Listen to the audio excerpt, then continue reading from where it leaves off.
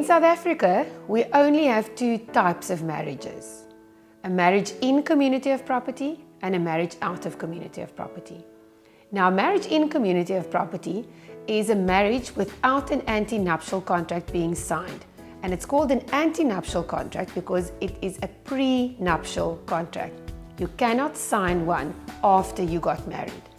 So, in the absence of an antenuptial contract, you are married in community of property, which means both the husband and the wife are joint administrators of the joint estate.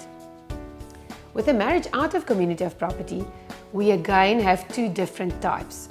The one is a normal, straightforward marriage out of community of property with no accrual. That's the one that is out of community of property as we all know it. What's yours is yours and what's mine is mine. Now, the accrual system was introduced in 1988. This basically says, and remember, it's still a marriage out of community of property. It's regulated in the antenuptial contract. This accrual system basically says that we are married out of community of property for the duration of our marriage. Upon dissolution, and all marriages dissolve by death or divorce, upon dissolution, we calculate the growth in the husband's estate and we calculate the growth in the wife's estate. If there was a difference in growth, that difference is split. In other words, if the husband was the only one working and his estate grew by R1 million and the wife was a stay-at-home mom for the duration of their marriage, she will obviously show no growth. There's then R1 million difference in growth. The husband will have to pay the wife 500,000 rands in terms of the accrual claim. Now, of course, this is oversimplified, but that is basically what accrual means. So what do you want to look for when you sign an antenuptial contract?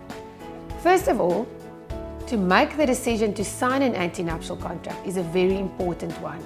As I've explained previously, if you don't have an antenuptial contract, you will have a situation where both husband and wife are joint administrators of this joint estate, which means that nobody can contract without the other one's consent. And this is sometimes very difficult in practice. So if you are married out of community of property, you can own property in either spouse's name. You can transact and contract without the other person's consent. So it's a very important mechanism or tool in protecting assets, because the wife's assets cannot be attached for debt that the husband has incurred, and vice versa. It's also a very popular estate planning tool, but I won't go into too much detail because that's a specialized field.